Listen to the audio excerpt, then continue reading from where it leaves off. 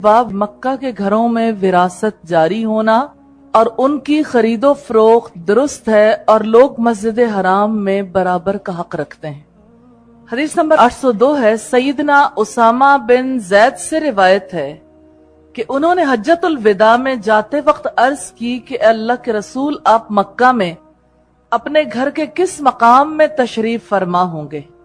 तो नबी सल्लल्लाहु अलैहि वसल्लम ने फरमाया, अकील ने कोई जायदाद या मकानात हमारे लिए छोड़े ही कब हैं। और अकील और तालिब अबू तालिब के वारिस हुए थे, ना सैयदना जाफर उनकी किसी चीज के वारिस हुए थे और ना सैयदना अली, क्योंकि ये दोनों मुसलमान थे और अकील और तालिब उस वक्त तक काफिर थे। इस हदीस से इमाम बुखारी ने जो चीज साबित की है वो ये कि घर अगरचे मक्का में हो, मक्का का घर विरासत में किसी को मिल सकता है। जैसे घर मिल सकता है ऐसे ही जायदाद तकसीम हो सकती है। जो चीज विरासत में किसी को मिल सकती है वो चीज फरोख्त भी हो सकती है, उसको कोई खरीद भी सकता। ये सवाल क्यों पैदा हुआ? इस वजह से कि मक्का ऐसा मकाम है जहां पर अल्लाह ताला ने सबके हुकूक बराबर रखे हैं, मकामी लोगों के भी और बाहर से आने वालों के भी। और यहाँ दूसरी बात ये पता चलती है कि ना सईदना जाफर को कोई विरसा मिला, ना ही हजरत अली को, क्योंकि दोनों मुसलमान थे। और उसूल यह है कि काफिर की जायदाद मुसलमान नहीं पा सकता और मुसलमान की जायदाद काफिर नहीं पा सकते। और अकील और तालिब दोनों उस वक्त तक काफिर थे, इस वजह से उन्होंने जायदाद में से हिस्सा पाया। हजरत अलकमा से रिवायत है, उन्होंने फरमाया, रसूलुल्लाह सल्लल्लाहु अलैहि वसल्लम फौत हुए, फिर हजरत अबू बकर और उमर भी फौत हो गए। इन सब के जमाने में ये कैफियत थी कि मक्का के मकानात वक्फ कहलाते थे। जिसको जरूरत होती उसमें ठहरता और जिसको जरूरत ना होती किसी और को उनमें ठहरा देता। इब्ने माजा की रिवायत है 3107 नंबर पे, जिससे हमें ये पता चलता है कि मक्का के मकानात के बारे में इब्तिदाई दौर में क्या तासुर था मुसलमानों के जहन में कि कोई उस पर सिर्फ अपना हक नहीं समझता था। उन घरों को वक्फ करने से ये मुराद है कि हाजी जब आते थे ये अपने दरवाजे खुले रखते थे। कोई हाजी आके कयाम पजीर होना चाहता तो उसके लिए कोई रुकावट नहीं थी कि हम तो मक्का में स्टे किए हुए हैं, लेकिन जो लोग मक्का के मुकीम नहीं हैं उन मुकीमों के लिए उस दौर में होटल्स थोड़ी होते थे या उस दौर में इस तरह के इंतजामात थोड़ी होते थे। इस वजह से इसकी दो वजूहात थी। एक तो हजरत उमर ने इस बारे में बड़ा सख्ती से स्टेप लिया था कि कोई शख्स भी अपने घरों के सहन के दरवाजे बंद नहीं रखेगा क्योंकि हाजियों ने कयाम पजीर होना। और दूसरी बात यह थी कि लोगों के अंदर खुद भी दीनी जज्बा और दीनी एहसास मौजूद था। बाबा नबी सल्लल्लाहु अलैहि वसल्लम का मक्का में उतरना साबित है। हदीस नंबर 803 है। सैयदना अबू हुरैरा कहते हैं कि रसूलुल्लाह ने कुर्बानी से अगले दिन यानी 11 जुल्हिज्जा को फरमाया और उस वक्त आप मिना में थे, हम कल इंशाअल्लाह खफीफे बनी कनाना में उतरेंगे जहां मुशरिकों ने कुफ्र पर बाहम मुआहिदा किया था, यानी वादिये महसब में उतरेंगे। और ये वाकया कुफ्र पर मुआहिदे का इसी तरह हुआ था कि कुरैश ने और कनाना ने बनी हाशिम और बनी अब्दुल मुत्तलिब, या रावी ने कहा कि बनी मुत्तलिब के खिलाफ ये मुआहिदा किया था कि उनके साथ मुनाकेहत यानी रिश्ता नाता न करेंगे और ना उनके साथ कोई चीज फरोख्त करेंगे, यहां तक कि बनी हाशिम नबी सल्लल्लाहु अलैहि वसल्लम को उनके हवाले कर दें। तो यूं यहां से देखिएगा कि अब सल्लल्लाहु अलैहि वसल्लम ने वो जगह याद दिलाई जहां इब्तिदाई तौर पर काफिरों ने मिलकर मुआहिदा किया था कि अल्लाह के रसूल सल्लल्लाहु अलैहि वसल्लम के खिलाफ तिजारती और बाहमी ताल्लुकात के हवाले से मुकाता का सिलसिला होगा। ये जो सोशल बायकॉट का सिलसिला हुआ था ना अल्लाह के रसूल के साथ, 3 साल तक अब शेब अबी तालिब में महसूर रहे थे, ये उस मुआहिदे के हवाले से अल्लाह के रसूल सल्लल्लाहु अलैहि वसल्लम ने वाजे किया। यही रिवायत उसामा बिन जैद से भी है। इब्ने माजा की 2942 नंबर रिवायत हमें मिलती है। वो कहते हैं कि मैंने अर्ज किया, अल्लाह के रसूल कल आप कहां कयाम फरमाएंगे? तो ये रसूलुल्लाह के हज के दौरान का वाकया है। रसूलुल्लाह ने फरमाया, क्या अकील ने हमारे लिए कोई घर छोड़ा है? फिर फरमाया, हम कल बनु कनाना के यहाँ यानी वादिये महसब में ठहरेंगे जहां कुरैश ने कुफ्र पर कायम रहने के लिए आपस में कस्में खाई थी। दुनिया में 2 नजरियात हैं, एक ईमान है और दूसरे कुफ्र। जब कभी अहले ईमान उभर आते हैं किसी भी दौर में तो अहले ایمان کے خلاف کافروں کو تکلیف لاحق ہو جاتی ہے. تو یہ ہر نبی کے دور میں ہوا، اور یہ معاملہ صرف کل تک نہیں تھا، آج بھی اسی طرح کی صورتحال ہے. آج بھی جو جنگ ہے یہ کسی ایک ملک کی دوسرے ملک سے جنگ نہیں ہے، یہ دراصل نظریاتی جنگ ہے. یہ ایمان اور کفر کی جنگ ہے، جس میں بظاہر اسلام کا دعویٰ کرنے والے بھی اہل کفر کے میدان پر ہیں، انہی کے سٹیج پر رہتے ہوئے جنگ لڑ رہے ہیں مسلمانوں کے ساتھ. اللہ تعالی ہم سب کو معاف فرمائے. باب کعبے کا منہدم ہونا. حدیث نمبر 804 ہے. سیدنا ابو ہریرہ نبی صلی اللہ علیہ وسلم سے روایت کرتے ہیں کہ آپ نے فرمایا، چھوٹی چھوٹی پنڈلیوں والا ایک حبشی قیامت کے قریب کعبے کو منہدم کر دے گا، یعنی کعبے کو گرا دے گا. قرب قیامت کی علامات میں سے ایک علامت ہے. اتھینٹک ریسرچز کا ایک میگزین چھپتا ہے. انہوں نے کچھ عرصہ پہلے ایک آرٹیکل شائع کیا تھا باراک اوباما کے حوالے سے. باراک اوباما کی جو الیکشن کیمپین تھی، اس میں سب سے زیادہ جس چیز پر تنقید کی گئی وہ اس کی پنڈلیاں تھیں، کہ اس کی پنڈلیاں عام انسانوں کے مقابلے میں چھوٹی تھی، اور چھوٹی ہیں. یعنی ابھی تک بھی باراک اوباما کے حوالے سے یہ باتیں آن دا ریکارڈ ہیں، اور نان مسلمز کی طرف سے، مسلمانوں کی طرف سے نہیں. باراک اوباما حبشیون نسل ہے. اور باراک اوباما کی الیکشن کمپین کے حوالے سے تیسری اہم بات یہ ہے کہ اس نے یہ کہا تھا کہ میں مسلمانوں کے مقدس مقامات تک اس جنگ کو گھسیٹ کر لے جاؤں گا، اور میں مسلمانوں کے مقدس مقامات کو گراؤں گا. وہ ایسا کر سکے گا یا نہیں، یہ وہی شخص ہے یا کوئی اور ہے؟ ان کے رائٹر نے یہ ثابت کیا ہے کہ واقعتاً وہ باراک اوباما ہی ہے، جس کے بارے میں اللہ کے رسول نے پیشین گوئیاں کی. لیکن ہم نہیں جانتے وہ باراک اوباما ہی ہو یا کوئی اور. لیکن ایک بات طے شدہ ہے کہ آج ہم اس دور میں ضرور انٹر ہو گئے جہاں ہمارے مقدس مقامات کو، یعنی حرم مکی اور حرم مدنی کو گرانے کے لیے پلاننگز منظر عام پر آنی شروع ہو گئی. یہ بات اپنی جگہ طے شدہ.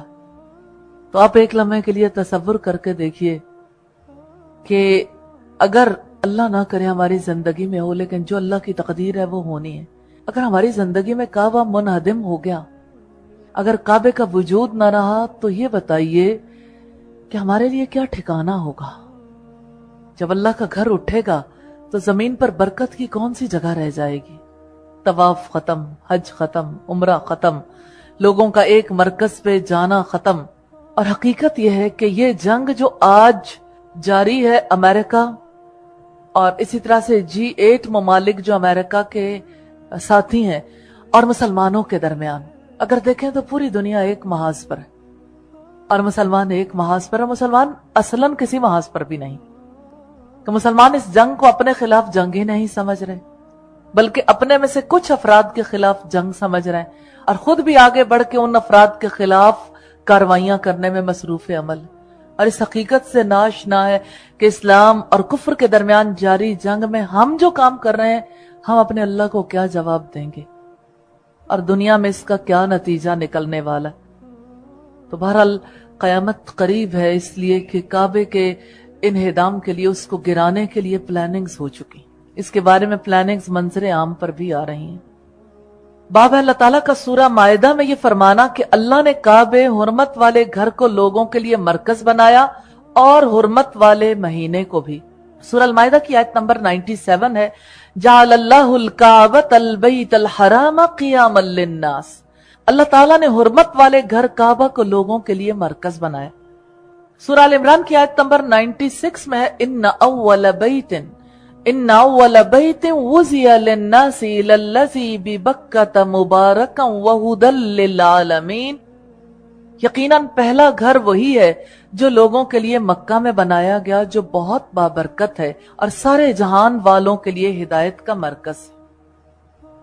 ابن عباس روایت کرتے ہیں کہ کعبے کو دیکھ کر اللہ کے رسول صلی اللہ علیہ وسلم نے فرمایا، اللہ کے سوا کوئی معبود نہیں.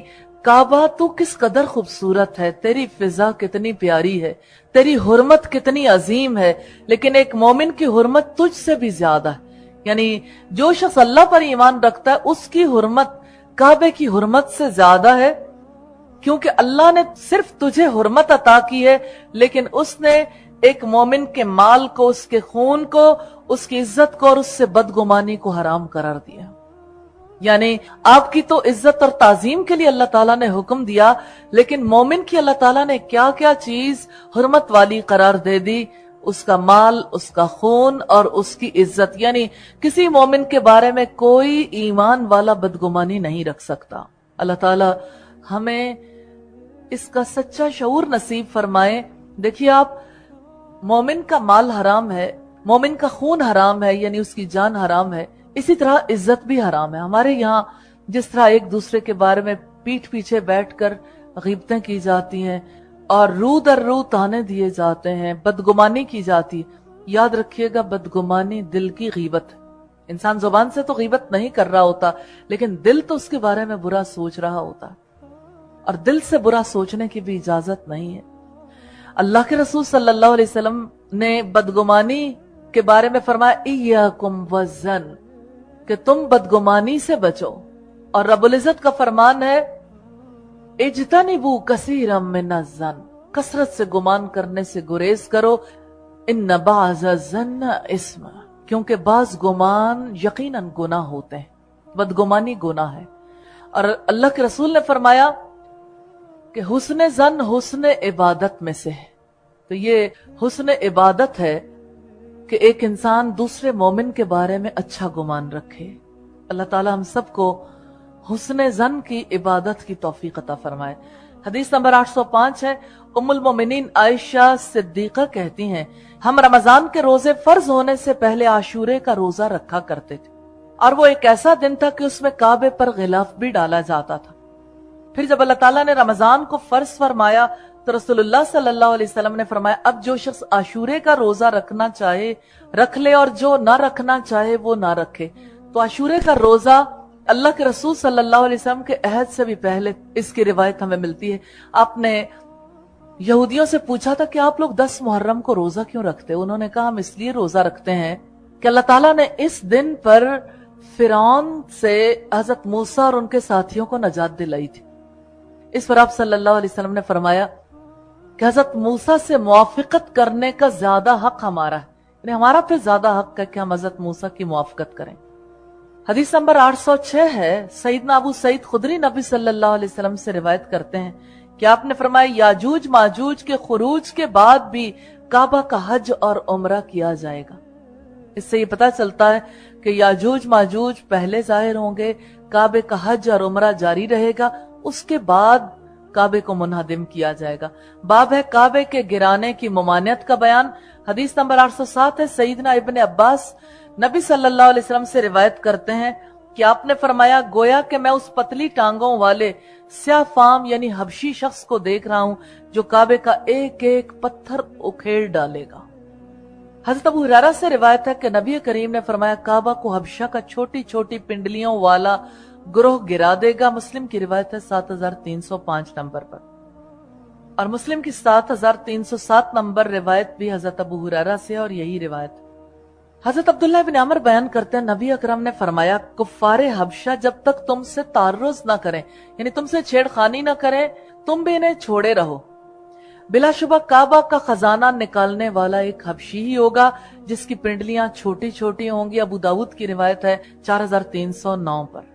حضرت میمونہ کہتی ہے ایک روز نبی صلی اللہ علیہ وسلم نے فرمایا اس وقت تمہارا کیا حال ہوگا جب دین میں بگاڑ پیدا ہو جائے گا، خون بہایا جائے گا، زیب و زینت ظاہر ہوگی، عمارتیں اونچی بنائی جائیں گی، بھائیوں میں اختلاف پیدا ہو جائے گا، اور بیت اللہ شریف کو آگ لگا دی جائے گی۔ استغفر اللہ۔ طبرانی کی کتاب الفتن کی روایت ہے 12371 نمبر پہ۔ باب حجر اسود کے بارے میں کیا بیان کیا گیا ہے؟ حدیث نمبر 808 ہے، امیر المومنین عمر سے روایت ہے کہ وہ طواف میں حجر اسود کے پاس آئے، پھر اس کو بوسہ دیا اور کہا کہ بے شک میں جانتا ہوں کہ تو ایک پتھر ہے، نہ کسی کو نقصان پہنچا سکتا ہے اور نہ کسی کو فائدہ دے سکتا ہے، اور اگر میں نے نبی صلی اللہ علیہ وسلم کو تجھے بوسہ دیتے ہوئے نہ دیکھا ہوتا تو میں تجھے کبھی بوسہ نہ دیتا۔ یعنی پتھروں کو بوسہ دینے کی وجہ سے ایک انسان یہ محسوس کرتا ہے کہ شاید آپ ذرا اس دور میں اندازہ لگائیے جو کچھ عرصہ پہلے بتوں کی پرستش کیا کرتے تھے، کہ اب جب پتھر آتا تھا سامنے تو انہیں شرک سے جو کراہت محسوس ہوتی تھی، اس وجہ سے پتھر کو بوسہ دیتے ہوئے تکلیف محسوس ہوتی تھی، لیکن مائنڈ کتنا کلیئر ہے کہ اگر اللہ کے رسول نے بوسہ نہ دیا ہوتا تو میں تجھے کبھی بوسہ نہ دیتا. یعنی اصل حیثیت نہ پتھروں کی ہے، نہ اصل حیثیت کسی مقام کی ہے، اصل حیثیت اللہ کے حکم کی ہے. حضرت عبداللہ ابن عباس سے روایت ہے، رسول اللہ صلی اللہ علیہ وسلم نے فرمایا، اب یہ بات بڑی امپورٹنٹ ہے، قیامت کے دن یہ پتھر اس حال میں حاضر ہوگا کہ اس کی 2 آنکھیں ہوں گی جن سے وہ دیکھے گا، اور زبان ہوگی جس سے وہ بولے گا، جس نے اسے حق کے ساتھ چوما وہ اس کے حق میں گواہی دے گا. ابن ماجہ کی روایت ہے 2944. چومنے کی بات تو سب کو یاد رہ جاتی ہے، حق والی بات یاد نہیں رہتی. جیسے خواتین وہاں جا کے جس طرح سے مردوں کے ساتھ جھگڑا کرتی ہیں اور پھر ایک دوسرے کو، یعنی وہ جگہ ہے جہاں پر اونچی آواز سے بولنا بھی نہیں چاہیے، وہاں لوگ اس قدر جھگڑا کرتے ہیں، گالی گلوچ تک اتر آتے ہیں، اور خواتین کے احرام اتر جاتے ہیں، اور اسی طرح سے لوگ قدموں تلے آ جاتے ہیں، تھکم پیل ہوتی ہے، اور کعبے کی حرمت کا، اس کی عظمت کا خیال نہیں رکھا جاتا. اس لیے خواتین کا ایسے وقت میں جانا ہی مناسب ہے، جانے وہ کون سا وقت ہوگا ویسے، لیکن ایسے وقت میں جانا ہی مناسب ہے جب تھکم پیل نہ ہو. نبی صلی اللہ علیہ وسلم کا فرمان ہے، حجر اسود جنت سے آیا ہے، یہ دودھ سے زیادہ سفید تھا، لیکن ابنائے آدم کے، یعنی آدم کے بچوں کے گناہوں نے اس کو سیاہ کر دیا. ترمذی کی 877 نمبر روایت ہے، اور آپ نے فرمایا حجر اسود اور مقام ابراہیم جنت کے یاقوتی پتھر، اللہ تعالیٰ نے ان کے نور کو ختم کر دیا، اور اللہ تعالیٰ ان کے نور کو اگر نہ اچکتا تو مشرق اور مغرب روشن ہو جاتے. ان پتھروں کے اندر ایسی قوت ہے، اور یقیناً اس کو چومنے کی بھی اپنی ویلیو ہے کہ جنت کے پتھر کو ہاتھ لگانا یا چومنا، اگر کوئی نہ چوم سکے تو وہ اللہ جانتا، اشارہ کر دینا کافی ہے.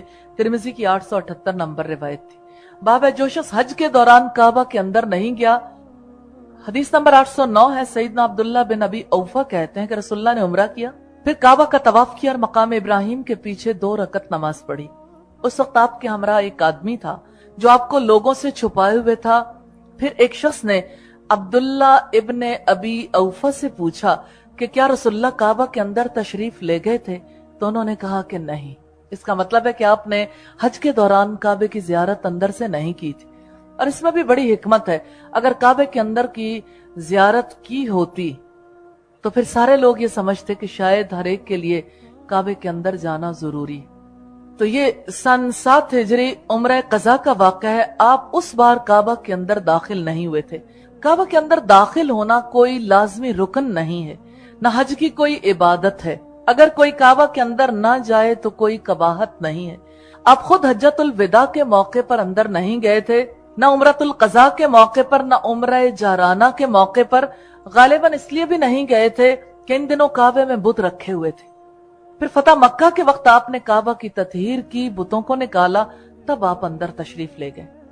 حجۃ الوداع کے موقع پر آپ اندر نہیں گئے، غالباً اس لیے کہ لوگ اسے لازمی نہ سمجھ لیں.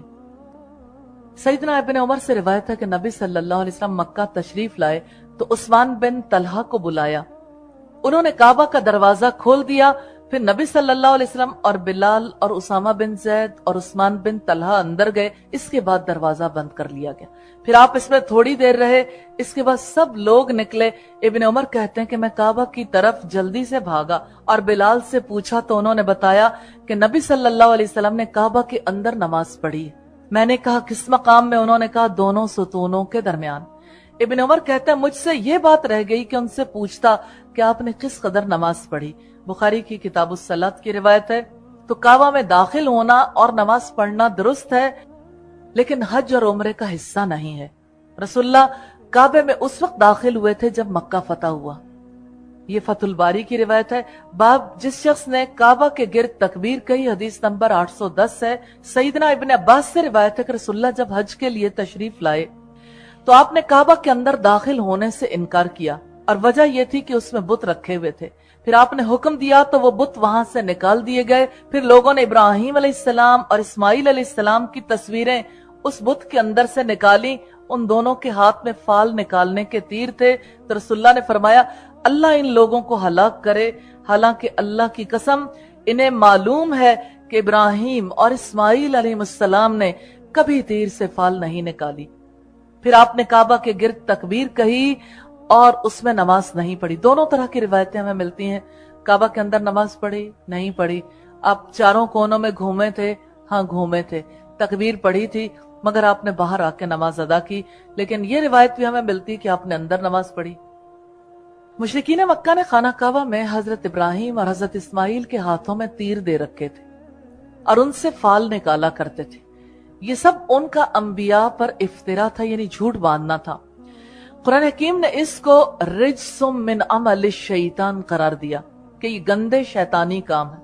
रसूलुल्लाह सल्लल्लाहु अलैहि वसल्लम ने फतह मक्का में काबा को बुतों से पाक किया, फिर आप अंदर दाखिल हुए और खुशी से काबा के चारों कोनों में आपने नारे तकबीर बुलंद किया। और अब्दुल्लाह इब्न मसूद ने बयान किया कि नबी सल्लल्लाहु अलैहि वसल्लम जब काबा में दाखिल हुए तो काबा के चारों तरफ 360 बुत थे। आप जरा उस कमरे का अंदाजा लगाइए, उस जगह का, वो कितनी छोटी सी जगह और कितने बुत थे। आप अपने हाथ की लकड़ी से हर एक को टकराते जाते थे और पढ़ते जाते थे, जाल हक, हक आ गया, वज़हक़ल बातिल, और बातिल चला गया, इन्नल बातिल कान ज़हूक़ा, यकीनन बातिल को तो जाना ही है। ये बुखारी की 4720 नंबर रिवायत है। तो हक आने पर बातिल मिट जाता है, इसलिए कि हक यानी सच्चाई का अपना मिजाज है। जैसे सूरज की रोशनी, सूरज तुलू होता है फिर अंधेरा नहीं रहता, ऐसे ही जब हक जाहिर हो जाता है तो फिर रोशनी फलती फूलती है, यानी सूरज निकलता हर तरफ रोशनी फैल जाती है। इसी तरह से जब हक आता है तो हक फलता फूलता है, और बातिल का मिजाज है कि वो मिट जाए, उसका नामो निशान न रहे, इसलिए बातिल मिट जाता है। बाब रमल की इब्तिदा तवाफ में किस तरह हुई? हदीस नंबर 811 है। सैयदना इब्न अब्बास कहते हैं कि रसूलुल्लाह और सहाबा जब मक्का में हज करने के लिए तशरीफ लाए तो मुशरिकों ने आपके आने से पहले बाहम ये चर्चा किया कि अब हमारे पास एक ऐसा ग्रोह आने वाला है जिसको यसरब के बुखार ने कमजोर कर दिया। अब लोगों ने आपस में बैठ के बातें की कि मदीना गए थे, हिजरत करके गए थे, लेकिन इतने ना बुखार आए, क्योंकि मदीना में उन दिनों में बुखार बहुत आते थे। अब क्यों आते थे? उसके इर्द गिर्द एक नाला था, कहा यह जाता है, या मुमकिन है कुछ और असबाब हो, लेकिन बहरहाल बुखार आते थे। हजरत बिलाल और हजरत अबू बकर को भी बहुत तेज बुखार आए थे। इस बात की इत्तिला पाकर नबी सल्लल्लाहु अलैहि वसल्लम ने हुक्म दिया 3 चक्रों में रमल करें, यानी आहिस्ता आहिस्ता भागें, और दोनों यमानी रुकनों के दरमियान मामूली चाल से चलें। और आपके इस हुक्म देने से कि लोग तमाम चक्रों में रमल न करें, यह मंजूर था कि लोगों पर सहूलत हो, इसके अलावा और कोई वजह नहीं थी। तो मर्द 3 चक्रों में रमल करते हैं, यानी थोड़ा तेज चाल चलते हैं, और औरतें इस दौरान तेज चाल नहीं चलती। सईदना अबू तुफैल कहते हैं कि मैंने सईदना इब्न अब्बास से कहा, आपका क्या ख्याल है, तवाफ में 3 बार रमल करना और 4 बार चलना सुन्नत है, इसलिए कि तुम्हारे लोग कहते हैं कि वो सुन्नत है। तो उन्होंने कहा वो सच्चे भी हैं, झूठे भी हैं। मैंने पूछा इसका क्या मतलब है कि उन्होंने सच बोला और झूठ कहा? उन्होंने कहा कि रसूलुल्लाह जब मक्का तशरीफ लाए तो मुशरिकों ने कहा कि मोहम्मद और आपके असहाब बैतुल्लाह शरीफ का तवाफ ज़ौफ, लागरी और कमजोरी के सबब नहीं कर सकते। वो आपसे हसद रखते थे। आपने हुक्म दिया 3 बार रमल करें, और रमल करना ऐसा है कि जैसे कोई चढ़ाई कर रहा हो, जैसे कोई अभी अभी हमलावर हो जाएगा। जब कोई रमल करता है ना तवाफ की हालत में, तो तेज तेज चल रहा होता है, तो हैबत तारी होती है उनके तेज तेज इकट्ठे चलने की वजह से। उस मौके पर आपने फरमाया था कि 4 बार आदत के मुआफिक चलें। तो गर्ज ये है कि उन्होंने इस फेल को जो सुन्नत मुअक्कदा मकसूदा समझा, ये उनका झूठ था, बाकी बात सच थी। फिर मैंने कहा कि हमें सफा और मरवा के दरमियान में सवार होकर सही करने के बारे में बताइए, क्या ये सुन्नत है? क्योंकि आपके लोग इसे सुन्नत कहते हैं। उन्होंने कहा वो सच्चे भी हैं और झूठे भी। मैंने कहा इसका क्या मतलब है? उन्होंने कहा कि रसूलुल्लाह जब मक्का में तशरीफ लाए तो लोगों की भीड़ ऐसी हुई कि कंवारी औरतें बाहर निकल आईं और लोग कहने लगे कि ये मोहम्मद हैं, ये मोहम्मद हैं। और रसूलुल्लाह की खुशखुल्की ऐसी थी कि आपके आगे लोग मारे ना जाते थे, यानी हटो बचो की आवाजें नहीं लगाई जाती थी। जैसे दुनिया में हूटर्स होते हैं इख्तिदार वालों के सामने से, फिर कई गाड़ियां गुजरती हैं, फिर पता नहीं चलता कौन सी गाड़ी में साहिब इख्तिदार शख्स बैठा हुआ है। لیکن اللہ کے رسول جب آتے تھے تو اس طرح کا کوئی انتظام نہیں ہوتا تھا. اس کا یہ مطلب نہیں ہے کہ آپ کروا نہیں سکتے تھے یا آپ صلی اللہ علیہ وسلم کے دور سے پہلے ایسا ہوتا نہیں تھا. ہوتا تو ازل سے ہی تھا. بادشاہوں کا ہمیشہ سے ہی یہی دستور رہا ہے، لیکن اب صلی اللہ علیہ وسلم کو یہ چیز پسند نہیں تھی. پھر جب لوگوں کی بھیڑ ہوئی تو اب سوار ہو گئے، اور پیدل صحیح کرنا افضل ہے. یعنی اتنا جھوٹ ہوا کہ جو چیز بضرورت ہوتی تھی اس کو بلا ضرورت سنت کہا، باقی سچ آپ نے سوار ہو کر صحیح کی. مسلم کی کتاب الحج کی روایت ہے. یہاں سے حدیث پڑھنے سے آپ کو یہ پتا چل گیا ہوگا کہ سوار ہو کر صحیح ہو سکتی ہے، جیسے ویل چیئر پر لوگ کرتے ہیں، لیکن آپ نے مجبوری کے تحت سواری اختیار کی تھی، ورنہ اب صلی اللہ علیہ وسلم پیدل ہی صحیح کر رہے تھے. تو آپ نے اگر سواری پر صحیح کرنے کو مجبوری سے اپنے لیے ضروری خیال کیا تو اس کا یہ مطلب نہیں ہے کہ سارے لوگ صحیح سوار ہو کر ہی کریں. تو اگر کوئی پیدل چل کے کرے گا تو یہ زیادہ افضل ہے. باب ہے مکہ آ کر پہلے طواف میں حجر اسود کو بوسہ دینا اور 3 چکروں میں رمل کرنا مسنون ہے. حدیث نمبر 812 ہے. سیدنا عبداللہ ابن عمر کہتے ہیں کہ میں نے رسول اللہ کو دیکھا جب آپ مکہ تشریف لاتے تو پہلے طواف میں حجر اسود کو بوسہ دیتے اور 7 چکروں میں سے 3 میں رمل کرتے. باب حج اور عمرہ دونوں میں رمل کرنا. حدیث نمبر 813 ہے. سیدنا عمر ابن خطاب کہتے ہیں کہ ہمیں رمل سے کیا مطلب تھا، بات صرف یہ تھی کہ ہم نے مشرکوں کو اپنا زور دکھایا تھا اور اب اللہ نے انہیں ہلاک کر دیا. پھر کہا کہ جس کام کو رسول اللہ نے کیا ہم نہیں چاہتے کہ اس کو ترک کر دیں. یعنی اب اگر اس کو جاری رکھا ہوا ہے، کام تو وہ ختم ہو گیا، لیکن اس وجہ سے کہ اللہ کے رسول نے حکم دیا تھا تو وہ سنت چلی آ رہی. حضرت عمر سے روایت ہے، یہ روایت ابن ماجہ کی 2952 نمبر میں بھی ملتی ہے. باب حجر اسود کو لاٹھی سے بوسہ دینا. بلکہ حدیث نمبر 814 ہے. سیدنا ابن عمر کہتے ہیں کہ میں نے ان دونوں یمانی رکنوں کا چھونا خاص سخت حالات ہوں یا نرم غرض کسی حال میں ترک نہیں کیا، جب سے کہ میں نے رسول اللہ کو انہیں چھوتے ہوئے دیکھا ہے. آپ صلی اللہ علیہ وسلم یا اسے چھوتے تھے؟ آپ صلی اللہ علیہ وسلم جیسے حجر اسود کو بوسہ دیتے تھے، اگر چھو نہیں سکتے تھے تو دور سے اشارہ کر دیتے تھے، لیکن رکن یمانی کو آپ اشارہ نہیں کرتے تھے. رکن یمانی کے بعد حجر اسود آتا ہے. جس طرف باب کعبہ ہے نا، باب کعبہ کی طرف یہ ملتزم والی جگہ ہے، اس طرف جانے سے پہلے کی جو دیوار ہے، ایک طرف حجر اسود ہے، دوسری طرف رکن یمانی ہے. باب حجر اسود کو لاٹھی سے بوسہ دینا. حدیث نمبر 815 ہے. سیدنا ابن عباس کہتے ہیں کہ نبی صلی اللہ علیہ وسلم نے حجۃ الوداع میں اپنے اونٹ پر سوار ہو کر طواف کیا اور لاٹھی سے آپ نے حجر اسود کو بوسہ دیا، یعنی حجر اسود کو لاٹھی لگا کر اسے چوم لیا. باب حجر اسود کو بوسہ دینا مسنون ہے. حدیث نمبر 816 ہے. سیدنا عبداللہ ابن عمر سے ایک شخص نے حجر اسود کو بوسہ دینے کی بابت پوچھا تو انہوں نے فرمایا میں نے رسول اللہ کو اسے چھوتے اور بوسہ دیتے ہوئے دیکھا. اس شخص نے کہا اچھا یہ بتائیے اگر ازدحام زیادہ ہو جائے، بہت رش ہو جائے، یا اگر لوگ مجھ پر غالب آ جائیں تو میں کس طرح حجر اسود کو بوسہ دوں؟ تو انہوں نے کہا اگر مگر کو یمن میں رکھو، میں نے رسول اللہ صلی اللہ علیہ وسلم کو اس کو بوسہ دیتے ہوئے اس کو چومتے ہوئے دیکھا.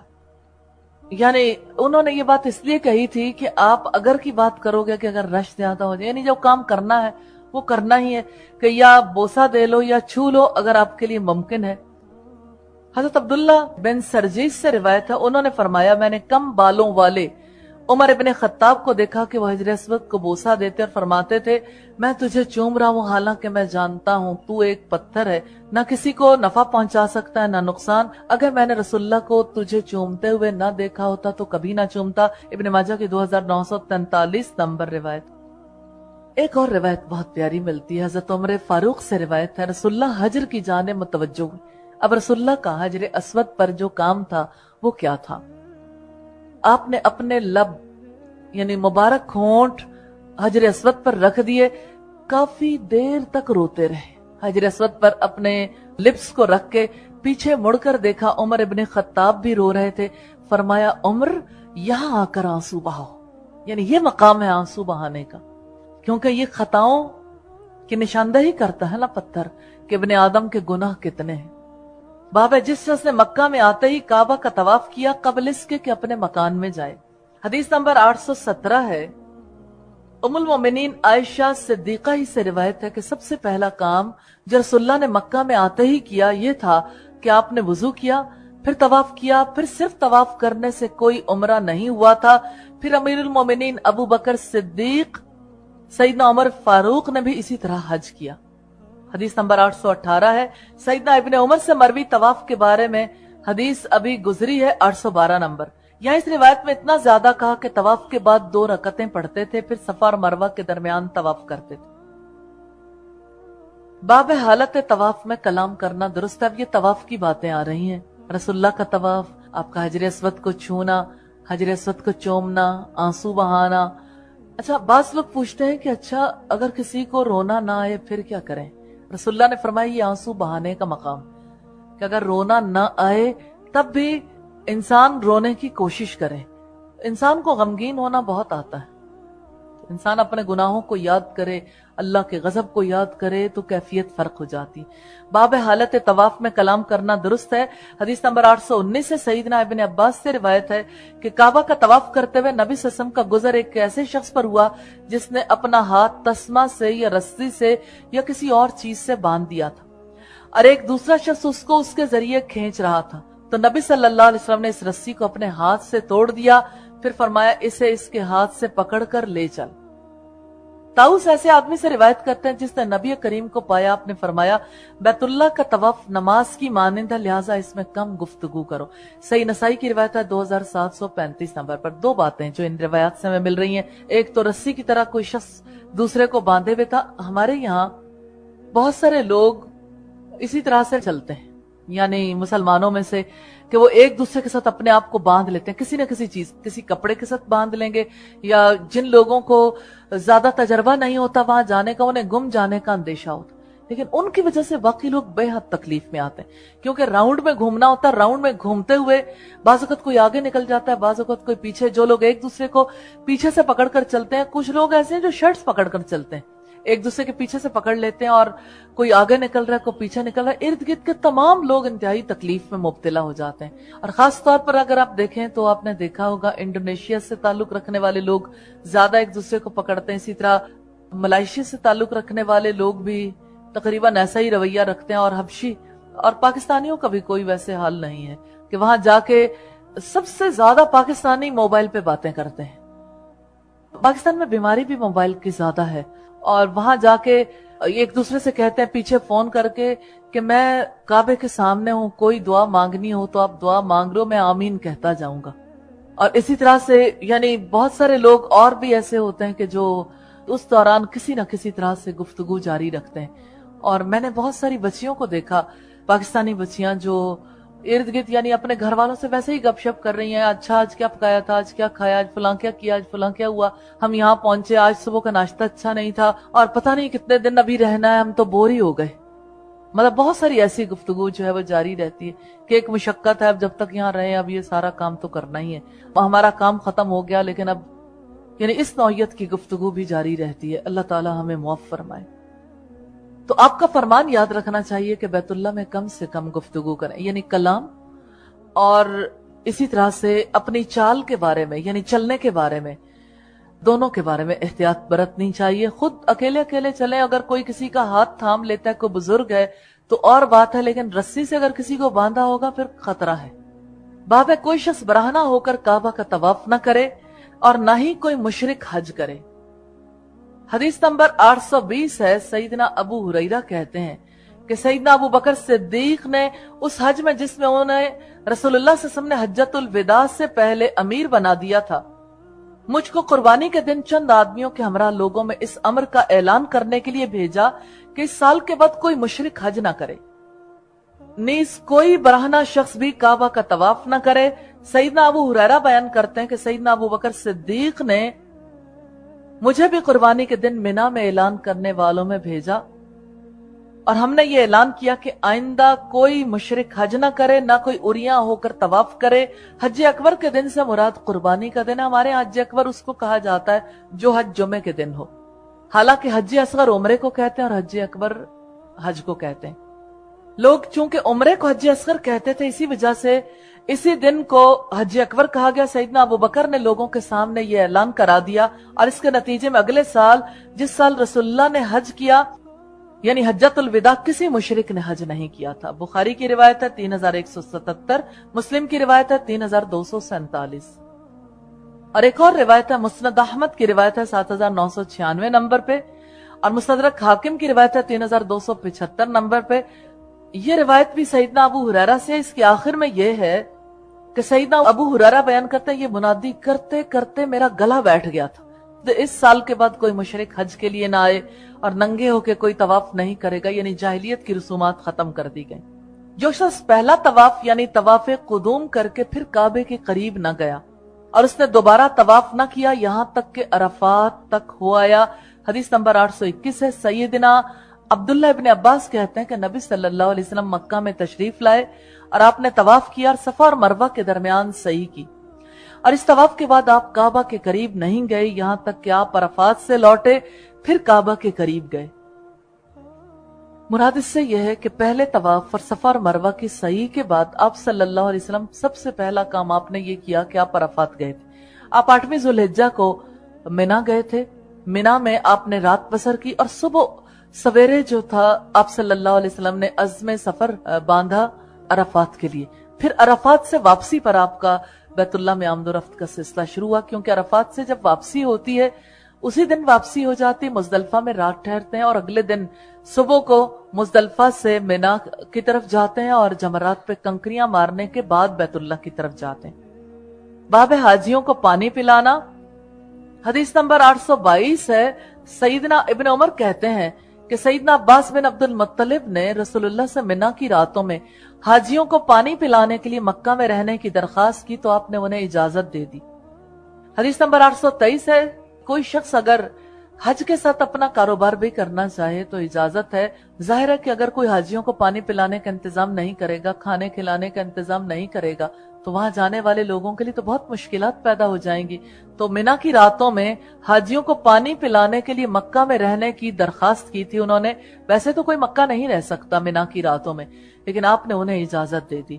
حدیث نمبر 823 ہے، سیدنا ابن عباس سے روایت ہے کہ رسول اللہ سبیل کے پاس تشریف لائے اور آب زمزم طلب فرمایا تو سیدنا عباس نے اپنے بیٹے سے کہا کہ فضل اپنی ماں کے پاس جاؤ اور رسول اللہ کے لیے پانی لے آؤ۔ آپ نے فرمایا مجھے یہی پانی پلا دو۔ سیدنا عباس نے عرض کی یا رسول اللہ لوگ اس میں ہاتھ ڈالتے ہیں، تو آپ نے فرمایا تم مجھے اسی میں سے پلا دو۔ چنانچہ آپ نے اسی میں سے پانی پیا، پھر آب زمزم کے پاس تشریف لے گئے اور وہاں لوگ کنویں سے پانی کھینچ کھینچ کر پلا رہے تھے۔ تو آپ نے فرمایا اگر یہ بات نہ ہوتی کہ تم مغلوب ہو جاؤ گے یعنی پانی پلانے کا کام تمہارے ہاتھ سے نکل جائے گا تو بے شک میں اترتا اور رسی اس پر اپنے کاندھے کی طرف اشارہ کر کے کہا یعنی اپنے کاندھے پر رکھ لیتا اور پانی بھرتا، مگر یہی خیال ہے مجھے کہ مجھے دیکھ کر جذبہ اطاعت میں دوسرے لوگ بھی ایسا کرنے لگیں گے اور پھر تم مغلوب ہو جاؤ گے، یعنی پھر لوگوں کو پانی نہیں پلا پاؤ گے۔ اس وجہ سے میں خود آگے بڑھ کر یہ کام نہیں کر رہا۔ مراد یہ آپ کی کہ یہ کام افضل کام ہے، اگر آپ لوگوں کو پانی پلا رہے ہو، اور میں بھی یہ کام کرتا مگر اس لیے نہیں کر رہا کہ پھر لوگ تم سے یہ افضل کام لے لیں گے۔ حدیث نمبر 824 سے سیدنا ابن عباس کہتے ہیں کہ میں نے رسول اللہ کو زمزم کا پانی پلایا تو آپ نے کھڑے ہو کر نوش فرمایا۔ ایک اور روایت میں سیدنا ابن عباس کہتے ہیں رسول اللہ اس دن اونٹ پر سوار تھے۔ اس سے ہمیں یہ پتا چلتا ہے کہ زمزم کو کھڑے ہو کر نوش کرنا یعنی پینا یہ رسول اللہ کی سنت میں سے ہے۔ باب صفا مروہ کے درمیان سعی کا واجب ہونا، حدیث نمبر 825 ہے۔ ام المومنین عائشہ صدیقہ سے ان کے بھانجے عروہ بن زبیر نے اللہ تعالیٰ کے قول بے شک صفا اور مروہ اللہ تعالیٰ کی دونوں نشانیوں میں سے ہیں، پھر جو شخص کعبہ کا حج کرے یا عمرہ کرے تو اس پر کچھ گناہ نہیں کہ وہ صفا اور مروہ کے درمیان سعی کرے۔ سورہ البقرہ کی آیت نمبر 158 ہے۔ اس کے بارے میں دریافت کیا اور کہا کہ واللہ اس سے تو معلوم ہوتا ہے کہ کسی پر کچھ گناہ نہیں اگر وہ صفا اور مروہ کی سعی نہ کرے۔ ام المومنین عائشہ صدیقہ نے جواب دیا بھانجے تم نے بہت برا مطلب بیان کیا، اگر یہی مطلب ہوتا جو تم نے بیان کیا تو آیت یوں ہوتی بے شک کسی پر کچھ گناہ نہ تھا کہ ان کے درمیان سعی نہ کرتا، بلکہ یہ آیت انصار کے بارے میں نازل ہوئی ہے۔ وہ لوگ مسلمان ہونے سے پہلے مشلل کے پاس رکھے ہوئے منات بت کے لیے احرام باندھا کرتے تھے اور لوگ اس کی عبادت کیا کرتے تھے، اور انصار کے جو لوگ حج یا عمرہ کا احرام باندھتے वो सफर मरवा के दरमियान सही करने को गुनाह समझते थे, लिहाजा जब वो मुसलमान हो गए तो उन्होंने रसूलुल्लाह से इसके बारे में दरियाफ्त किया और कहा कि अल्लाह के रसूल, हम सफर मरवा की सही में हरज समझते थे। फिर अल्लाह ताला ने यह आयत नाजिल फरमाई, बेशक सफा और मरवा दोनों अल्लाह की निशानियों में से हैं। आखिर आयत तक उम्मुल मोमिनीन ने कहा कि बेशक रसूलुल्लाह ने इन दोनों के दरमियान सही को जारी फरमाया, बस किसी शख्स को ये इख्तियार नहीं है कि इन दोनों के दरमियान सही को तर्क कर दे। हजरत सफिया बिनते शैबा से रिवायत है कि एक औरत ने उन्हें बताया कि उन्होंने नबी अकरम को सफा और मरवा के दरमियान सही करते हुए ये कहते हुए सुना कि तुम पर हज या उम्रा के दरमियान सही फर्ज की गई है, लिहाजा सही करो। इसे इब्ने खुजैमा ने रिवायत किया। और हजरत अबी तजरा से मरवी है कि हम लोग कुरैश की कुछ खवातीन के साथ दारे अबू हुसैन में दाखिल हुए। उस वक्त नबी सल्लल्लाहु अलैहि वसल्लम सफा और मरवा के दरमियान सही फरमा रहे थे और दौड़ने की वजह से आपका इजार घूम घूम जाता था और नबी सल्लल्लाहु अलैहि वसल्लम सही करते जाते थे और अपने सहाबा से फरमाते जा रहे थे, सही करो क्योंकि अल्लाह ने सही को वाजिब करार दिया। बाब है सफा और मरवा के दरमियान सही करने के बारे में क्या वारिद हुआ है। हदीस नंबर 826 है। सईदना इब्ने उमर कहते हैं कि रसूलुल्लाह जब पहला तवाफ करते थे तो 3 मरतबा रमल यानी दौड़कर चला करते थे और 4 मरतबा मशी यानी मामूली चाल से चला करते थे और सफा और मरवा के दरमियान तवाफ करते वक्त नाले के नशेब में सही करते थे। बाब हाइजा औरत को चाहिए कि वो तमाम अफाले हज अदा करे सिवाय तवाफे काबा के। हदीस नंबर 827 है। सईदना जाबिर बिन अब्दुल्लाह कहते हैं कि नबी सल्लल्लाहु अलैहि वसल्लम और आपके असहाब ने हज का एहराम बांधा और उनमें से किसी के पास कुर्बानी न थी सिवाय नबी सल्लल्लाहु अलैहि वसल्लम और सईदना तलहा के। सईदना अली यमन से आए और उनके हमरा कुर्बानी थी, बस उन्होंने कहा कि मैंने भी उसी चीज का एहराम बांधा है जिसका नबी सल्लल्लाहु अलैहि वसल्लम ने एहराम बांधा है। फिर नबी सल्लल्लाहु अलैहि वसल्लम ने असहाब को ये हुक्म दिया, इस एहराम को उम्रा का एहराम कर दें और तवाफ के बाल कतरवा दें और एहराम से बाहर हो जाएं सिवाय उस शख्स के कि जिसकी हमरा कुर्बानी हो। फिर सहाबा ने कहा कि हम मिना क्यों कर जाएंगे, हालांकि हमारे उज़्वे मखसूस से मनी टपक रही होगी। ये खबर नबी सल्लल्लाहु अलैहि वसल्लम को पहुंची तो आपने फरमाया, काश अगर मैं पहले से इस बात को जान लेता जिसको मैंने अब जाना है तो मैं अपने हमरा कुर्बानी न लाता और अगर मेरे साथ कुर्बानी होती तो मैं एहराम से बाहर हो जाता।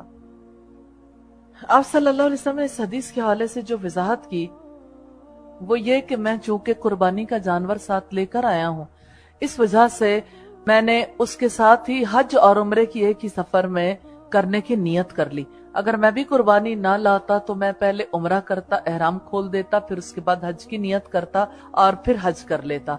हजरत अली ने आपके पीछे पीछे वैसे ही एहराम बांध लिया और इसमें कोई हरज की बात नहीं है। कोई शख्स किसी दूसरे को बुनियाद बनाकर ये नियत कर सकता है कि जैसे जिस हज का उसने एहराम बांधा है मैं भी वैसा ही एहराम बांधता हूं। जैसे हजरत अली ने कहा, बाब 8वीं जुल्हिज्जा के दिन जोहर की नमाज कहाँ पढ़े। हदीस नंबर 828 से सईदना अनस बिन मालिक से एक शख्स अब्दुल अजीज बिन रफी ने पूछा कि मुझे कोई ऐसी बात बताइए जो आपको नबी सल्लल्लाहु अलैहि वसल्लम से याद हो कि आपने जोहर और असर की नमाज 8वीं जुल्हिज्जा के दिन कहाँ पढ़ी।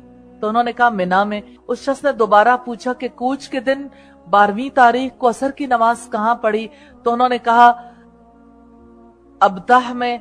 फिर सईदना अनस ने कहा कि तुम वैसा ही करो जिस तरह तुम्हारे सरदार लोग करें। अब्दुल्लाह इब्न अब्बास से रिवायत है कि रसूलुल्लाह ने तरविया के दिन यानी 8 जुल्हिज्जा को जोहर, असर, मगरिब, इशा और 9वीं जुल्हिज्जा की सुबह यानी फजर की नमाज मिना में अदा की। फिर अरफा यानी अरफात की तरफ रवाना हुए। इब्ने माजा की रिवायत है 3004। ये अहकामात हज हैं।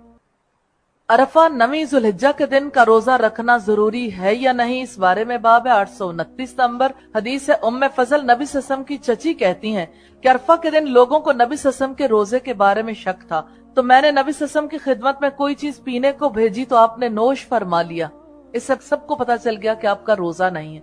तो सहाबा कराम बाज़ वक़्त सवाल नहीं करते थे, लेकिन रसूलुल्लाह के तर्ज अमल के बारे में इस तरह से पता चला लेते थे कि आपका रोजा है या नहीं। आपको कोई चीज पीने को देंगे, खाने को देंगे, खा ली तो ठीक है, ना खाई तो पता चल जाएगा कि आपका रोजा है। बाब है अरफा के दिन मकाम नमरा से मौकफ की तरफ दोपहर के वक्त जाना حدیث نمبر 830 ہے، سیدنا ابن عمر نے عرفہ کے دن زوال آفتاب کے بعد حجاج کے خیمے کے قریب آواز بلند کی تو حجاج باہر نکل آیا، یعنی زوال آفتاب کے بعد حجاج کے خیمے کے قریب آ کر آواز بلند کی تو وہ باہر نکل آیا اور اس کے جسم پر قسم سے رنگی ہوئی ایک چادر تھی۔ حجاج نے عبداللہ ابن عمر سے عرض کی کہ ابو عبد الرحمن کیا بات ہے؟ تو انہوں نے کہا کہ اگر تو سنت کی پیروی چاہتا ہے تو تجھے وقوف کے لیے چلنا چاہیے۔ حجاج نے عرض کی کہ کیا اسی وقت؟ انہوں نے کہا کہ ہاں۔ حجاج نے کہا کہ مجھے اتنی مہلت دیجئے کہ میں اپنے سر پر پانی ڈال لوں پھر چلوں۔ پس سیدنا ابن عمر سواری سے اتر پڑے اور انتظار کرتے رہے یہاں تک کہ حجاج نکلا، پھر وہ میرے سالم بن عبداللہ اور میرے والد محترم عبداللہ ابن عمر کے درمیان چلنے لگا۔ سالم بن عبداللہ کہتے ہیں میں نے حجاج سے کہا کہ اگر تو سنت کی پیروی چاہتا ہے تو خطبہ مختصر پڑھنا اور وقوف میں عجلت کرنا۔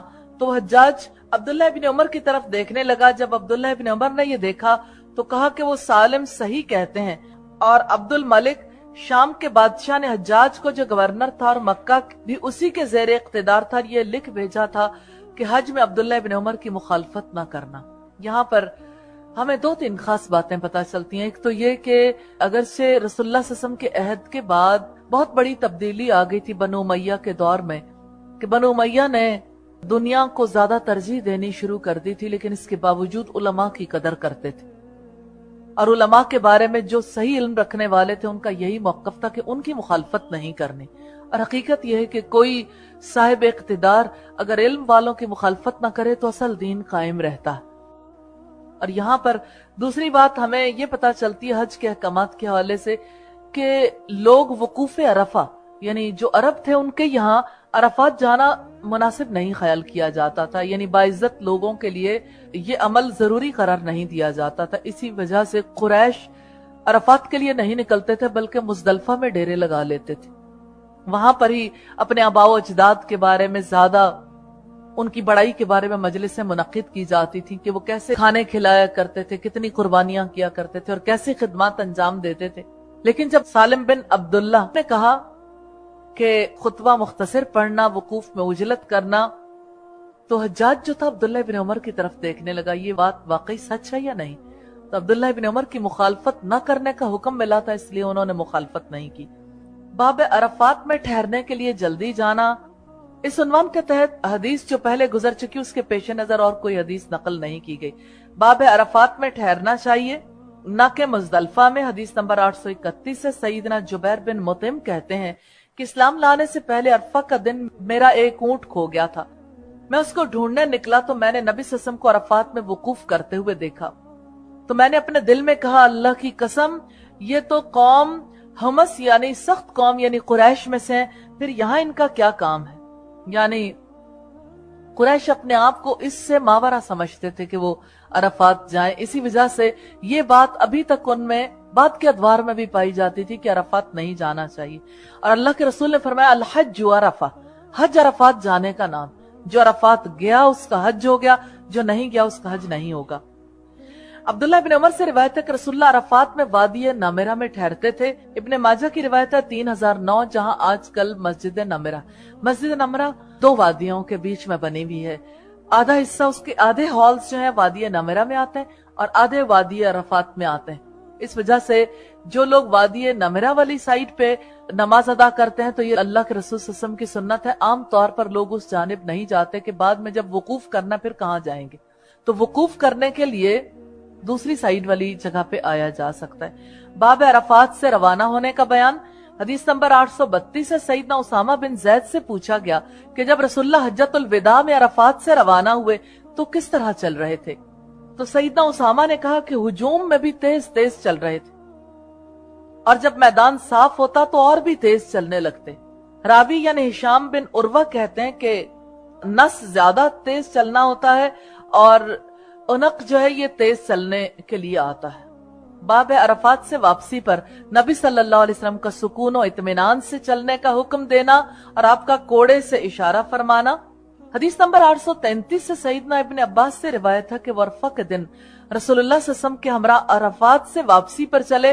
वो कहते हैं कि नबी सल्लल्लाहु अलैहि वसल्लम ने अपने पीछे बहुत ज्यादा शोर और ऊंटों को मारने की आवाज सुनी, तो आपने अपने कोड़े से उनकी तरफ इशारा किया और फरमाया, ए लोगों, सुकून कायम रखो, क्योंकि ऊंटों का दौड़ाना कोई नेकी नहीं है।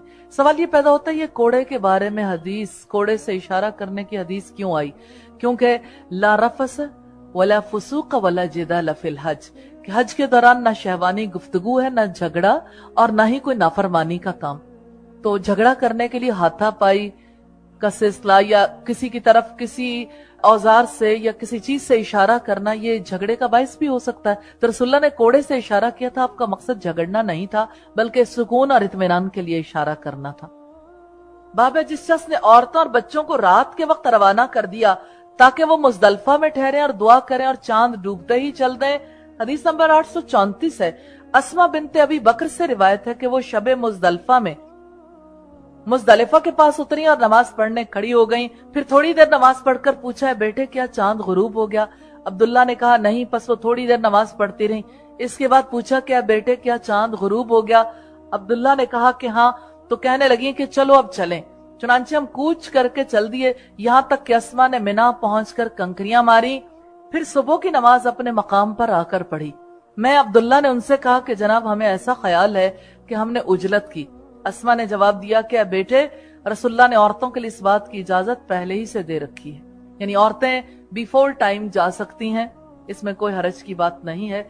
यानी वैसे तो जब मुजदलफा से निकलते हैं तो फजर की नमाज के बाद थोड़ा दिन रोशन होने लगता, उस वक्त निकलते हैं। लेकिन पहले क्यों निकले थे? औरतों के लिए अल्लाह के रसूल ने आधी रात के बाद, यानी जब चांद डूब जाए ऐसे वक्त में निकलने की इजाजत दी थी, और इन्होंने भी कंकरियां पहले मारी और अपने मकाम पर आकर फजर की नमाज अदा की। हदीस नंबर 835 है। उम्मुल मोमिनीन आयशा सिद्दीका कहती हैं कि हम मुजदलफा में उतरे तो उम्मुल मोमिनीन सौदा ने नबी सल्लल्लाहु अलैहि वसल्लम से इजाजत मांगी कि लोगों के हुजूम से पहले चल दें, और वो एक भारी भरकम बदन की खातून थी, तो आपने उन्हें इजाजत दे दी और वो लोगों के हुजूम से पहले चल दी और हम लोग ठहरे रहे, यहाँ तक कि सुबह हो गई। फिर हम रसूलुल्लाह के हमरा रवाना हुए, मगर मुझे इस कदर तकलीफ हुई कि मैं तमन्ना करती थी काश मैंने भी रसूलुल्लाह से इजाजत ले ली होती, जिस तरह के सौदा ने ले ली थी। तो मुझे हर खुशी की बात से ज्यादा पसंद होता, यानी लोगों की वजह से रश ज्यादा हो गया और ज्यादा होने की वजह से तकलीफ तो होती है। बाब है, मुजदलफा में फजर किस वक्त पढ़े?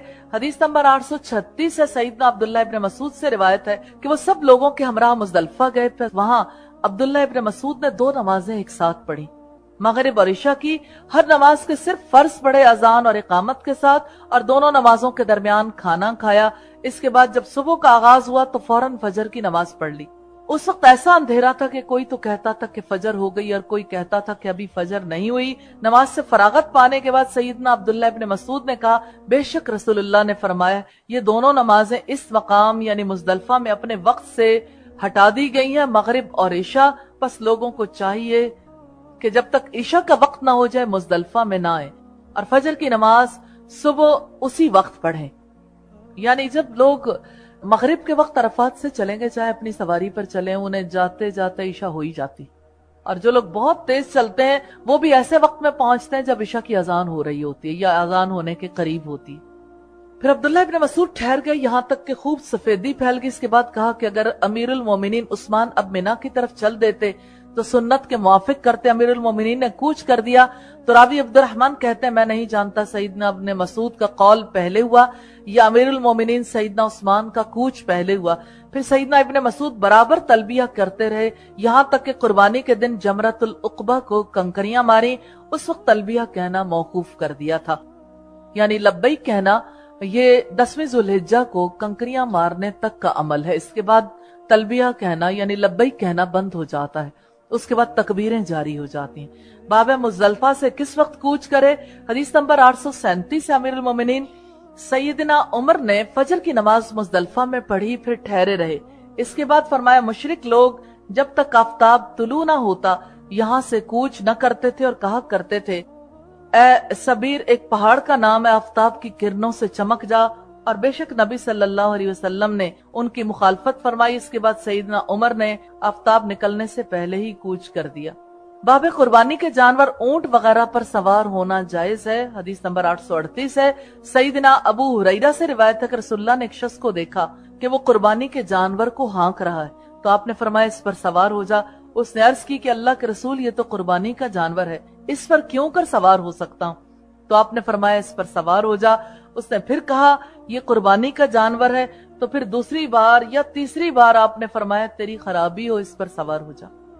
मुराद ये कि हदी के जानवर यानी जो जानवर काबा में कुर्बान होने के लिए भेजे जाते हैं, उन पर पहले लोग सवारी नहीं किया करते थे, उनका दूध इस्तेमाल नहीं किया करते थे। अगर ऊंटनी होती तो दूध इस्तेमाल नहीं करते थे। आप सल्लल्लाहु अलैहि वसल्लम ने ऐसे ही मिसकंसेप्शंस और तवाहमात में मुब्तला एक शख्स की इस्लाह की कि आप सवार हो जाओ, जब कुर्बान करना होगा कुर्बान कर देना। इस बुनियाद पर आप पैदल क्यों चल रहे हो कि ये हदी के जानवर की इज्जत नहीं होगी, क्योंकि इंसान तो ज्यादा काबिल तकरीम है। हजरत अनस ने फरमाया मैंने इसे नबी सल्लल्लाहु अलैहि वसल्लम की मैयत में इस पर सवार होकर सफर करते देखा, जबकि उस जानवर के गले में हदी के निशान के तौर पर जूती भी मौजूद थी। इब्ने माजा की रिवायत है 3104 नंबर पर। बाब जो शख्स अपने साथ कुर्बानी का जानवर लेकर चले। हदीस नंबर 839 से सईदना इब्ने उमर कहते हैं कि रसूलुल्लाह ने हज्जतुल विदा में उम्रा और हज के साथ तमत्तो फरमाया और कुर्बानी लाए। पस जुल्हुलैफा से कुर्बानी अपने हमरा ली और सबसे पहले रसूलुल्लाह ने उम्रा का एहराम बांधा, इसके बाद हज का एहराम बांधा। बस और लोगों ने भी नबी सल्लल्लाहु अलैहि वसल्लम के हमरा आपकी मुताबियत की गर्ज से उम्रा और हज के साथ तमत्तो किया, और उनमें से बाज लोग तो कुर्बानी साथ लाए थे और बाज नहीं लाए थे। पर जब नबी करीम मक्का में तशरीफ लाए तो लोगों से फरमाया तुम में से जो शख्स कुर्बानी साथ लाया तो वो एहराम में जिन चीजों से परहेज करता है हज मुकम्मल होने तक परहेज करे, और जो नहीं लाया उसे चाहिए कि काबा का तवाफ और सफा मरवा की सही करके बाल कतरवा दे और एहराम खोल दे। इसके बाद 7 या 8 जुल्हिज्जा को सिर्फ हज का एहराम बांधे, फिर हज करे और कुर्बानी करे। फिर जिसे कुर्बानी मयस्सर ना हो तो 3 रोजे हज के दिनों में रखे और 7 रोजे उस वक्त रखे जब अपने घर वापस लौट कर जाए। हज़रत आयशा से रिवायत है, उन्होंने फरमाया कि हम लोग हज्जतुल विदा के मौके पर रसूलुल्लाह के साथ मदीना मुनव्वरा से रवाना हुए। जुल्हिज्जा का चांद चढ़ने ही वाला था। रसूलुल्लाह ने फरमाया तुम में से जो शख्स उम्रे का एहराम बांधना चाहता है बांध ले। अगर मैं कुर्बानी न लाया होता तो मैं भी उम्रे की नीयत से लब्बैक पुकारता। इब्ने माजा की 3000 नंबर रिवायत है। तो यहाँ हमें ये पता चलता है कि कुर्बानी का जानवर साथ लाने वाला हज तक एहराम की पाबंदियां बर्दाश्त करेगा। और दूसरी बात हमें ये पता चलती है कि जिसे कुर्बानी मयस्सर ना हो उसके लिए भी रास्ता है। 3 रोजे हज के दिनों में रख ले, ये अय्याम तशरीक में रखे जाते हैं, और 7 रोजे उस वक्त रखे जब अपने घर वापस लौट जाए। बाब जिस शख्स ने जुल्हुलैफा पहुंचकर कुर्बानी के गले में हाथ डाला और जानवर को थोड़ा सा जख्म लगाकर खून निकाल दिया, उसके बाद एहराम बांधा। 840 नंबर रिवायत है। सैयदना मिस्वर बिन मखरमा और मरवान से रिवायत है कि नबी सल्लल्लाहु अलैहि वसल्लम सुलह हुदैबिया में 1000 से जायद सहाबा के हमरा रवाना हुए। यहाँ तक के जब जुल्हुलैफा पहुंचे तो नबी सल्लल्लाहु अलैहि वसल्लम ने कुर्बानी के जानवर के गले में हाथ डाला और छुरी से थोड़ा सा जख्म लगाकर निशान लगाया और उम्रे का एहराम बांधा। ये खास तरीका कार था अल्लाह के रसूल का। गले में हाथ डालना ये हदी की निशानी थी, और छुरी से थोड़ा सा जख्म लगाकर निशान लगाया, ये निशानी थी कि ये हदी का कुर्बानी का जानवर है, और आपने उम्रे का एहराम बांधा। हज़रत अब्दुल्लाह इब्ने अब्बास से रिवायत है कि नबी सल्लल्लाहु अलैहि वसल्लम ने हदी के जानवर के कोहान पर दाईं तरफ इशार किया, यानी ये जो निशान लगाया था ये दाईं तरफ था, और उसका खून पोंछ दिया। इब्ने माजा की रिवायत है 3097 नंबर पर। बाब है जिसने अपने हाथ से कलादा पहनाया। हदीस नंबर 841 है। उम्मुल मोमिनीन आयशा सिद्दीका से रिवायत है कि उन्हें यह बात पहुंची कि सईदना अब्दुल्लाह इब्ने अब्बास कहते हैं कि जो शख्स काबा में कुर्बानी का जानवर रवाना करे उस पर वो तमाम चीजें हराम हो जाती हैं जो हज करने वाले पर हराम हो जाती हैं, जब तक कि उसकी कुर्बानी न कर दी जाए। उम्मुल मोमिनीन आयशा सिद्दीका ने जवाब दिया कि इब्ने अब्बास ने जो कहा वो सही नहीं है, क्योंकि मैंने रसूलुल्लाह की कुर्बानी के हार खुद अपने हाथ से बटे थे, फिर रसूलुल्लाह ने अपने हाथ से जानवरों को वो पहनाए, फिर इन जानवरों को मेरे वालिद अबू बकर के हमराह रवाना किया, मगर कोई चीज जो अल्लाह ने रसूलुल्लाह के लिए हलाल फरमाई थी वो जानवरों की कुर्बानी तक हराम नहीं हुई। इब्ने माजा की 3095 नंबर रिवायत से भी हमें ये पता चलता है कि हज़रत आयशा हदी के लिए कलादे बढ़ती थी, यानी हार उसका बनाती थी, और आप اپنی ہدی کو قلادے پہناتے تھے، پھر ان کو مکہ بھیج دیتے تھے. یعنی کسی کو تو پتہ نہیں چلتا تھا، جب سے مدینہ آئے تھے آپ ہدی کے جانور ضرور بھیجتے تھے. اور جب آپ ہدی کے جانوروں کو قربانی کے لیے بھیجتے تھے، یعنی حج کے لیے نہیں نکلتے تھے، کیونکہ آپ نے تو صرف 10ویں سال حج کیا تھا، یعنی 10 نبوی میں. اس سے پہلے 9 سال آپ مدینہ میں رہے تھے، اور 9 سال آپ ہدی کے لیے جانور بھیجتے رہے تھے، کیونکہ اہل مکہ ہدی کے جانوروں کو نہیں چھیڑتے. یہ جانور کوئی اور لے کر نہیں جاتا، جو بھی انہیں دیکھتا آگے کی طرف انہیں روانہ کر دیتا، اور یہ جانور راستے سے ہی چارہ کھاتے ہوئے مکہ تک پہنچ جاتے ہیں. باب بیت اللہ میں قربانی کے لیے قربانی کی بکریوں کو ہار پہنانا مسنون ہے. حدیث نمبر 842 سے ام المومنین عائشہ صدیقہ سے اس روایت میں منقول ہے کہ نبی صلی اللہ علیہ وسلم نے بکریاں قربانی کے لیے روانہ کی تھی. اور ایک روایت میں یوں ہے کہ آپ بکریوں کو قلادہ پہنا کر روانہ کر دیتے تھے، اور خود اپنے گھر میں اس حال میں مقیم تھے کہ آپ حلال تھے. ابو داؤد کی 1755 نمبر روایت سے پتہ چلتا ہے، حضرت عائشہ بیان کرتی ہیں کہ رسول اللہ نے بکریاں بطور ہدی حرم کی طرف بھجوائیں، اور ان کی گردنوں میں قلادے ڈالے ہوئے تھے. یہ قلادے پہچان ہوتے تھے کہ یہ ہدی کے جانور ہیں، انہیں کوئی نہیں چھیڑے گا. باب روئی کے بنے ہوئے ہار کا بیان. حدیث نمبر 843 ہے، ام المومنین عائشہ صدیقہ فرماتی ہیں کہ میں نے قربانی کے جانوروں کے لیے ہار اس روئی کے بنائے تھے جو میرے پاس تھی. اور ایک اور روایت سے ہمیں پتہ چلتا ہے، ابو داؤد کی 1759 کہ اون سے ہم نے قربانی کے جانوروں کے ہار بنائے تھے، اور قلادوں کی رسیاں ہم نے بٹی تھی. باب قربانی کے جانوروں کو جھول پہنانا اور ان کا صدقہ کر دینا. حدیث نمبر 844 ہے، امیر المومنین سیدنا علی کہتے ہیں کہ مجھے رسول اللہ نے یہ حکم فرمایا تھا کہ جو جانور قربان کیے گئے ان کے جھولوں اور ان کی کھالوں کو خیرات کر دو. مراد یہ کہ یہ بک نہیں سکتے، کیونکہ یہ اللہ کے نام پر جس نے دے دیے. جیسے ہمارے یہاں قربانی ہوتی ہے تو قربانی کی کھالیں استعمال نہیں کی جاتی، یعنی اس کو بیچا نہیں جاتا، کیونکہ وہ بھی قربانی ہی کا حصہ. ابن ماجہ کی روایت ضرور آپ کے سامنے رکھوں گی. حضرت علی سے روایت ہے، انہوں نے فرمایا اللہ کے رسول نے مجھے حکم دیا کہ آپ اونٹوں کو ذبح کرنے کا بندوبست کرو اور ان کی جھولیں اور کھالیں تقسیم کر دو، اور قصاب کو اس میں سے کچھ نہ دوں. یعنی قصاب کو مزدوری گوشت میں سے یا کھال میں سے نہیں دی جائے گی. حضرت علی نے فرمایا اس قصاب کو ہم اپنے پاس سے دیتے ہیں، یعنی جب ہم کسی سے جانور ذبح کرواتے ہیں تو اس کے پیسے اس سے الگ ہوتے ہیں. ابن ماجہ کی 3099 نمبر روایت. باب اپنی عورتوں کی طرف سے ان کی اجازت کے بغیر قربانی کر دینا درست ہے.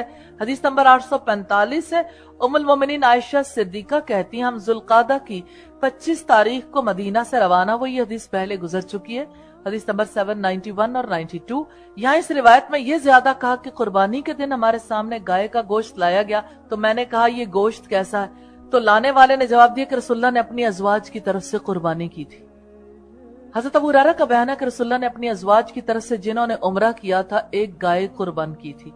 ابو داؤد کی 1751 نمبر روایت. اور مسلم کی روایت سے بھی ہمیں یہ بات پتہ چلتی ہے. وہ روایت سیدنا جابر بن عبداللہ سے کہ حضرت عائشہ کی طرف سے ایک گائے قربان کی تھی قربانی کے دن. باب ہے منا میں نبی صلی اللہ علیہ وسلم کی قربانی کے مقام پر قربانی کرنا افضل ہے. حدیث نمبر 846 ہے، سیدنا عبداللہ ابن عمر منہر میں یعنی رسول اللہ کی قربانی کرنے کی جگہ پر قربانی کیا کرتے تھے.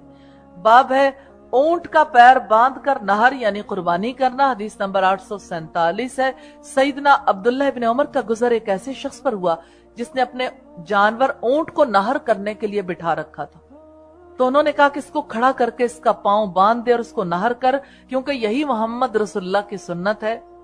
تو اونٹ کو جب قربان کرتے ہیں تو اس کو زمین پر نہیں لٹاتے، پہلے اس کو نہر کرتے ہیں، یعنی اس کی گردن میں نیزہ مارتے ہیں، خون کے فوارے ابلتے ہیں، پہلے سے اس کے پاؤں باندھ دیے جاتے ہیں، پھر جب وہ بے دم ہونے لگتا ہے گر جاتا ہے پھر اس کو قربان کرتے ہیں. باب قصاب کی اجرت میں قربانی کی کوئی چیز گوشت یا کھال وغیرہ نہ دے. حدیث نمبر 848 سے امیر المومنین سیدنا علی کہتے ہیں مجھے نبی صلی اللہ علیہ وسلم نے حکم دیا تھا کہ میں قربانی کے اونٹوں کی نگرانی کروں اور قصاب کو ان کی کوئی چیز بطور اجرت نہ دوں. ابن ماجہ کی 3099 نمبر روایت ہم نے پہلے دیکھی ہے. رسول اللہ نے منع فرمایا تھا جھولیں یا اس کی کھالیں وغیرہ سب خیرات کر دی جائیں گی.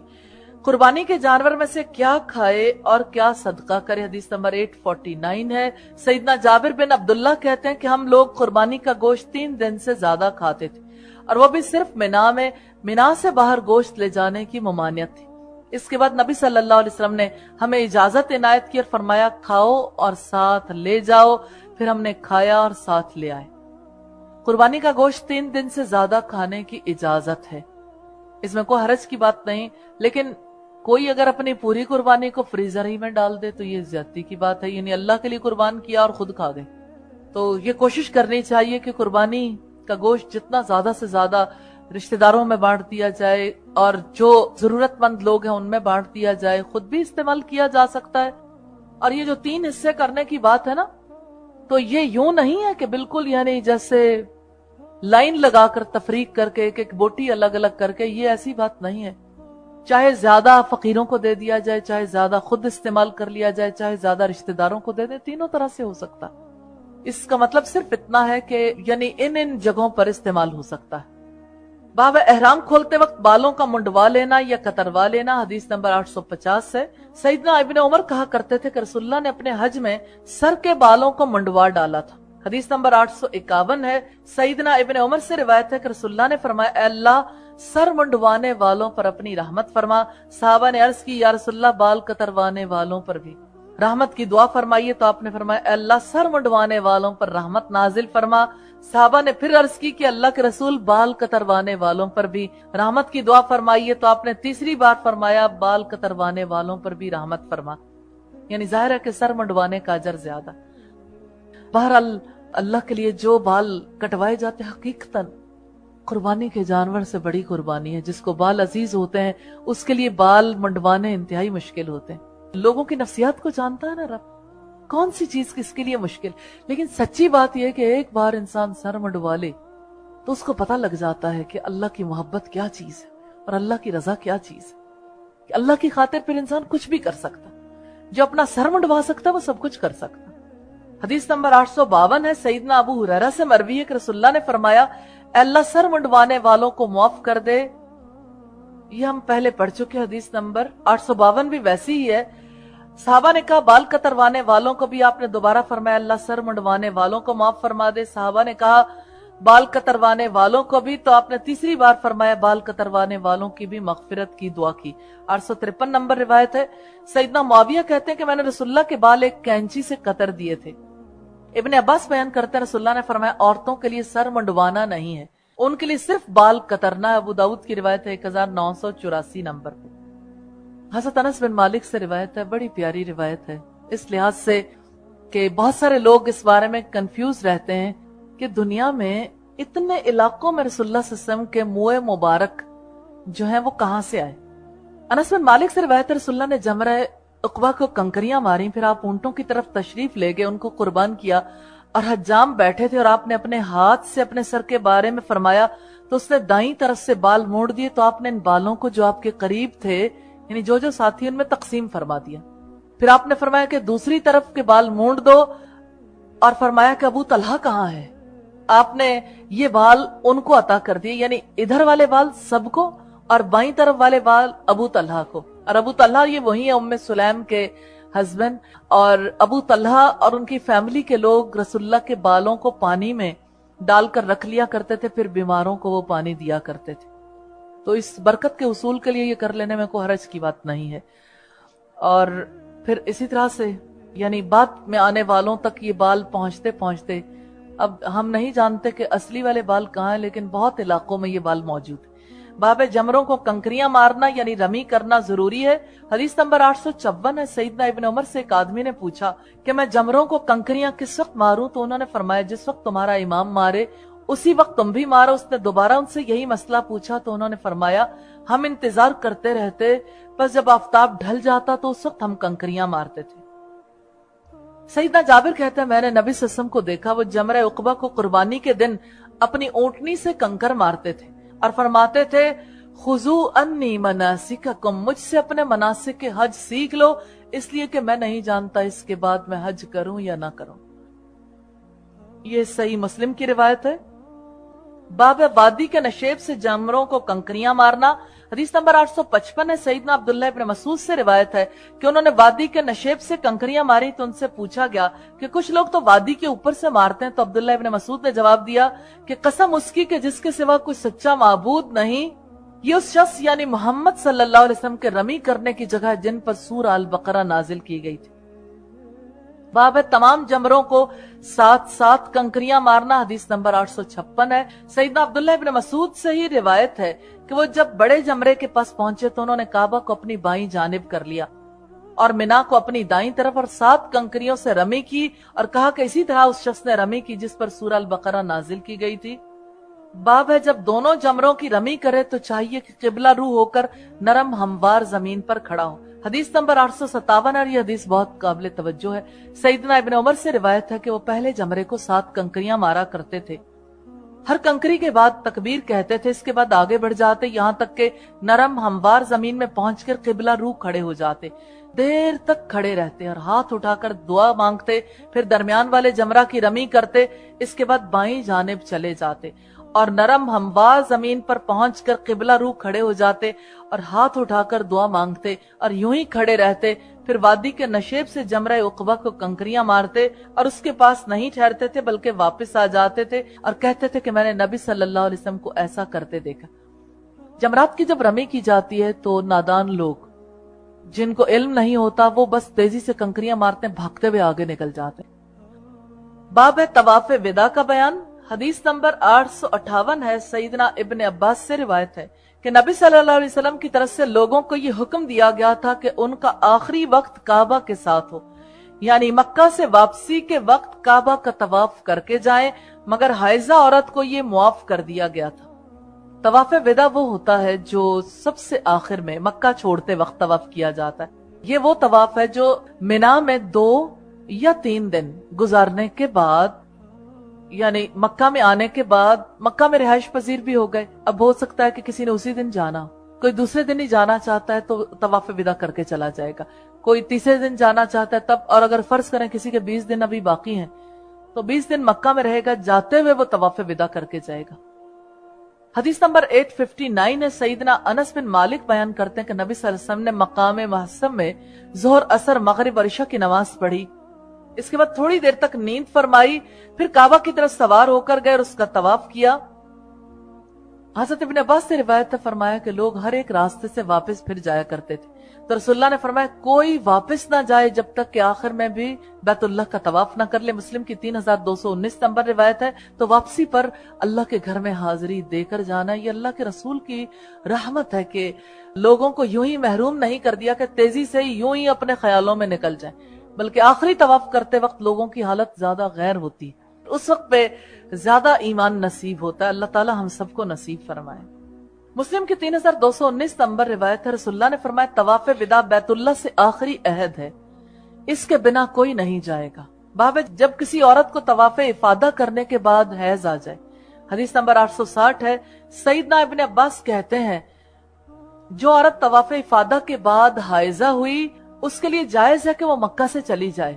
طاؤس کہتے کہ میں نے سیدنا ابن عمر سے سنا، وہ کہتے تھے کہ مکہ سے نہ جائے، پھر آخر میں نے سنا وہ کہتے تھے کہ رسول اللہ نے حائضہ عورتوں کو چلے جانے کی اجازت دی تھی۔ حضرت عائشہ سے مروی ہے کہ کوچ کی رات حضرت صفیہ کے ایام شروع ہو گئے، انہوں نے اس خدشے کا اظہار کیا کہ شاید تمہیں میری وجہ سے رکنا ہوگا۔ یہ سنا تو نبی کریم نے فرمایا اللہ اس کے جسم کو تکلیف پہنچائے اور اس کے حلق کو درد پہنچائے، کیا اس نے 10ویں ذوالحجہ کے روز طواف افادہ کیا تھا؟ آپ سے کہا گیا ہاں اس نے طواف کیا تھا، تو آپ نے انہیں حکم دیا تم بغیر طواف وداع کے ہی کوچ کر دو۔ بخاری کی 1771 نمبر روایت ہے۔ رسول اللہ نے یہ بات اس لیے کہی تھی کہ یعنی کیوں ہمیں اتنے دن کے لیے روکنا ہے، ظاہر ہے پیچھے کے معاملات اپنی جگہ پہ اہم تھے۔ جب آپ نے حج کیا تھا یہ حجۃ الوداع تھا اور آپ صلی اللہ علیہ وسلم اس کے بعد زیادہ دنوں تک زندہ نہیں رہے تھے، تو یہ آپ کا کوچ کر جانا آپ آنے والے حالات کو دیکھ رہے تھے، کیونکہ اس سے پہلے کا جو رمضان تھا اس رمضان میں حضرت جبریل آپ کو 2 دفعہ دورہ قرآن کروا گئے تھے، اور آپ نے حضرت فاطمہ سے کہا تھا کہ مجھے جبریل 2 دفعہ دورہ قرآن کروا گئے، پہلے 1 دفعہ کروایا کرتے تھے اب 2 دفعہ۔ تو آپ صلی اللہ علیہ وسلم پڑھ رہے تھے کہ کوئی خاص بات ہے جو ہونے والی ہے، یعنی آپ صلی اللہ علیہ وسلم کا چل چلاؤ کا دور ہے، اس وجہ سے بھی ممکن ہے آپ نے یہ بات کہی ہو۔ باب ہے مقام محصب میں اترنے کا بیان، حدیث نمبر 861 ہے۔ سیدنا ابن عباس کہتے ہیں کہ محصب میں اترنا حج کے ارکان میں سے نہیں ہے اور نہ ہی کوئی عبادت ہے، وہ تو صرف ایک منزل ہے جہاں رسول اللہ یوں ہی ٹھہرا کرتے تھے۔ یہ کوئی مشروع سنت نہیں ہے۔ حضرت عائشہ بیان کرتی کہ رسول اللہ اس لیے اترے تھے تاکہ آپ کو مکہ سے نکلنے میں آسانی رہے۔ یہ کوئی مشروع سنت نہیں ہے، جو چاہے یہاں اتر جائے، جو چاہے نہ اترے۔ ابو داؤد کی 2008 نمبر روایت۔ حدیث نمبر 862 ہے، سیدنا ابن عمر سے روایت ہے کہ جب وہ مکہ جاتے تو ذی طوا میں اترتے یہاں تک کہ صبح ہو جاتی، پھر مکہ میں داخل ہوتے، اور جب مکہ سے واپس ہوتے تب بھی ذی طوا میں اترتے اور رات بھر وہیں ٹھہرتے یہاں تک کہ صبح ہو جاتی، اور بیان کرتے تھے کہ اللہ کے رسول بھی اسی طرح کیا کرتے تھے۔ حضرت ابن عمر سے مروی ہے کہ نبی صلی اللہ علیہ وسلم نے بطحا میں ظہر، عصر، مغرب اور عشاء کی نمازیں پڑھی، پھر کچھ دیر سوئے، پھر مکہ میں داخل ہوئے، اور ابن عمر بھی ایسا ہی کیا کرتے تھے۔ یعنی یہ کوئی حج کے حصہ نہیں ہے اس وادی میں ٹھہرنا، بس راستے میں یوں ہی قیام آپ نے کر لیا تھا۔ تو اس وجہ سے ابن عمر تو چونکہ رسول اللہ صلی اللہ علیہ وسلم کے ہر عمل کی پیروی کرنا ضروری خیال کرتے تھے، اس وجہ سے انہوں نے بھی قیام کیا بعد کے ادوار میں۔ وآخر دعوانا ان الحمد للہ رب العالمین۔